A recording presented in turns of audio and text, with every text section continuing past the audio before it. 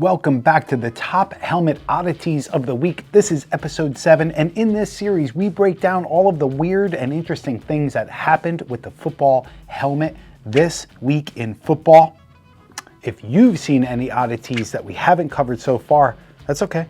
We can't watch it all. Leave all your comments. Let's start with the crazy color matchups with the NFL. We first want to mention how many color matchups there were around the league. The Chiefs played the Niners, which was a very, very red game. Maybe it confused Patrick Mahomes a little bit because his 2 interceptions was a little out of character. And up in Ohio, the Bengals versus the Browns, where the Browns have had some more hope now that Deshaun Watson isn't going to be playing anymore. Anyway, in a much more interesting game was with Brian Branch, the safety for the Lions, who you may have seen with a little green antenna. And no, that's not his interception radar. It's his mouth guard. This is something Brian Branch is known for, but if you were tuning in and thought it looked a little weird, it is an odd thing for anyone to do, and I'm sure the safety team doesn't love it, but he's been on record saying, "I put it up there because I can't really breathe with it." Okay. There may be some smaller mouth guards Branch could fit in, but he's been playing so well with 6 interceptions at the age of 22. I think he knows what works best for him. So is this drip or no drip?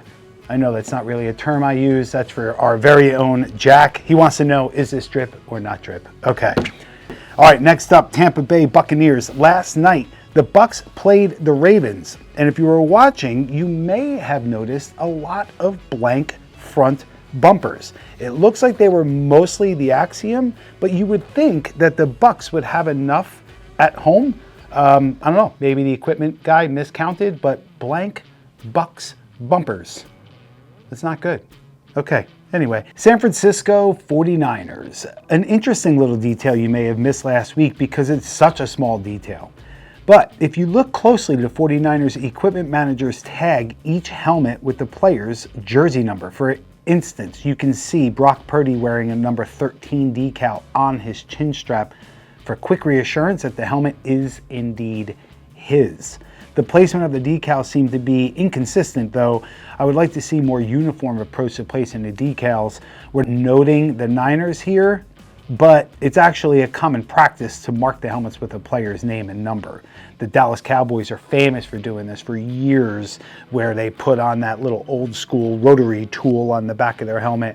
The 49ers kind of just surprised me how sometimes it's below their chin strap, sometimes it's on their chin strap. Look really closely. All right, next up, the Raiders and the Rams. If you watched the Raiders-Rams game, you may have seen some interesting details all around, and a lot of blue on both teams. It seems like the Raiders were a little bit envious of the Rams blue because they took some of that home with them. If you look on contact points of the Raiders uniforms, you can see a lot of blue smearing from what seems to be the Rams helmets, which is specially painted this gloss with flake. It's a beautiful helmet, and our replicas and our authentics that we have a similar paint, and I'm surprised that the paint's coming off, but the Raiders were covered in blue. Stafford. If you watched this game, you most likely also saw Matt Stafford with some extra blue padding inside of his helmet. This is a SpeedFlex True Fit, which is when the SpeedFlex is scanned and fit specifically to the player's head. It seemed like Matt Stafford had some blue padding in there to cover up his vents, similar to the ear covers you've been seeing. Before we get to the final oddity, I have to say it, please don't forget to like and subscribe. It really helps us out. This series seems to be doing well. We guys know you love the equipment, so share this video, will you? Help me out. All right, number 1, Illinois. Fighting Illinois. For our final oddity this week, it's got to go to Illinois. We see Illinois in their game against Michigan, who wore these super custom helmets that took 2 hours to make per helmet.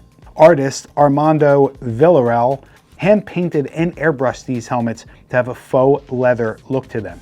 And these are some of the best helmets to do this look on. At the time, Washington Redskins in 2012 did this. They attempted it. I don't think it was as good as these Illinois helmets, though. So Let us know if we missed anything. We're always there to hear about the new and strange and odd things. Please don't forget to share this video and like and subscribe and all that good stuff. And if you made it to the end of this video, it's because of you that we exist. Thank you so much. Till next time, cheers.